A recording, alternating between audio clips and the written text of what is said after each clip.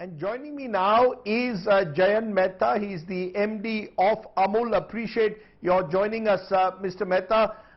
The big question I want to ask you right at the very outset, is Amul surprised, even shocked by the manner in which you now find yourself in the midst of a political battle between the Congress and the BJP in Karnataka? The reaction, the backlash to your decision to enter Bengaluru to sell milk and curd?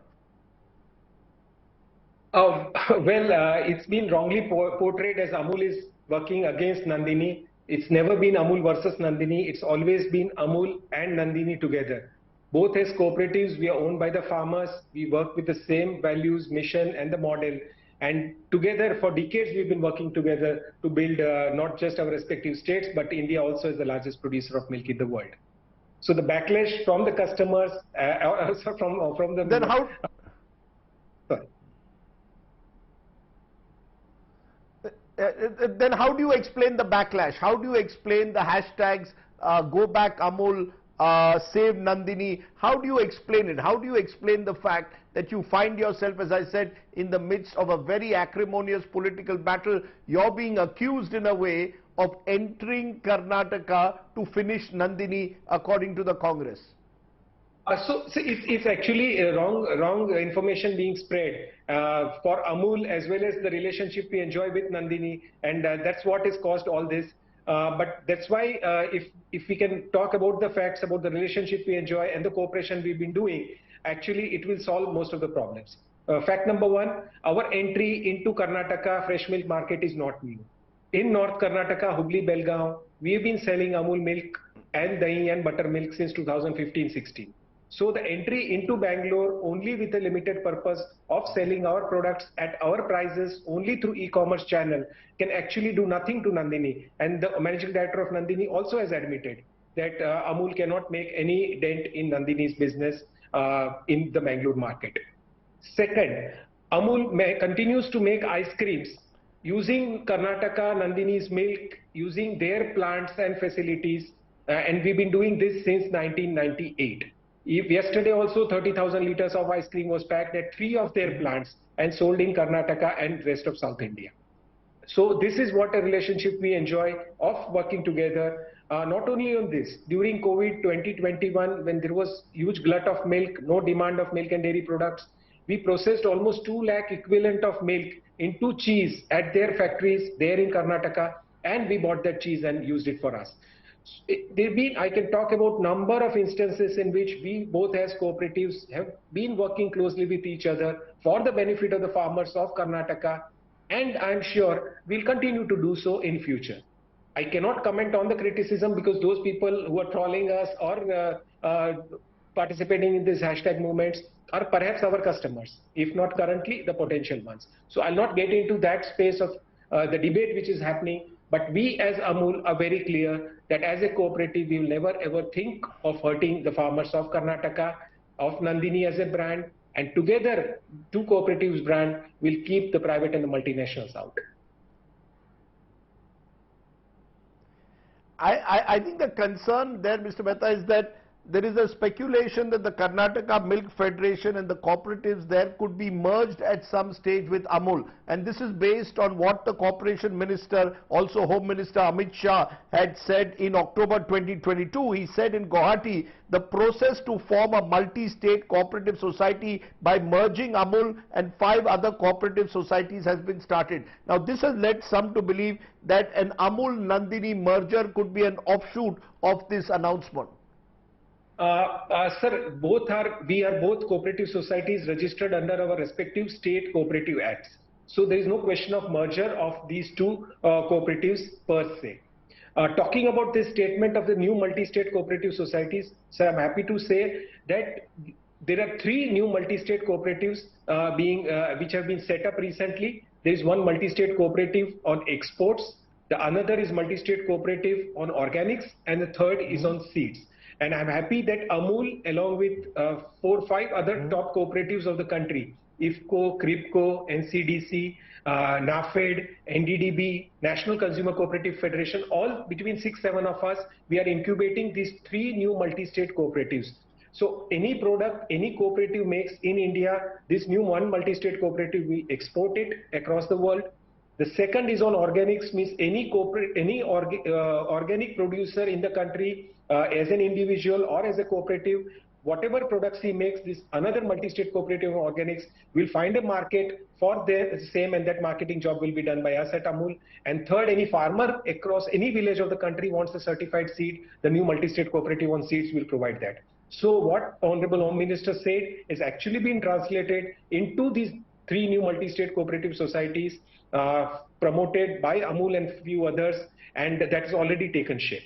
So that's where we are currently. Amul continues to exist independently as much as Nandini does, and will continue to do so. But these new multi-state cooperatives, in which we are promoters and shareholders, will invite membership from across the country, and together these new cooperatives will work for the betterment of our farmers. If you heard the Honorable Finance Minister in the last budget speech, she said very clearly that cooperative has been identified as a tool of development for small and marginal section. So there is a huge tailwind for the cooperative sector with the support given across all, and these new 3 cooperatives also will take this movement further. And one more thing, sir, I may add, since we are discussing this, in India, over the last 50 years, India has about 2 lakh village dairy cooperative societies out of the 7 lakh villages. And in the next 5 years, another 2 lakh village dairy cooperative societies will be formed. So what happened in the last 50 years will happen in the next 5 years. And you can see the great boost the cooperative sector will get. And all the farmers associated, be it agriculture or dairying, will get a huge benefit out of this movement. But you said at the very outset you want to collaborate in a way with Nandini. This is not competition, but when you enter the Bengaluru market to sell milk and curd, you will presumably be competing with them. There will be differences in price. Nandini's price is much lower, but effectively is Amul saying we will enter markets across the country. There is no space for protectionism, and we will compete with local brands. Am I correct? That you are effectively, why not accept that you are competing with a local brand, and there is enough space for both? Yes, exactly. I mean, that's why we are there. I mean, you can see the Taste of India logo behind me, and Amul Doodh Pita India is a phrase which the whole country resonates with. The point here is that if you are competing, see, typically in Bombay, Delhi, all milk brands sell milk at almost the same price. In Karnataka, that option is not available. And that's why we chose the e-commerce route. The people who want to try Amul products will find it through this niche. So it's a niche launch, niche marketing effort, but just to get a presence in that market. It's not a foothold, it's not to gain market share. The volume strategy has never been a part of this.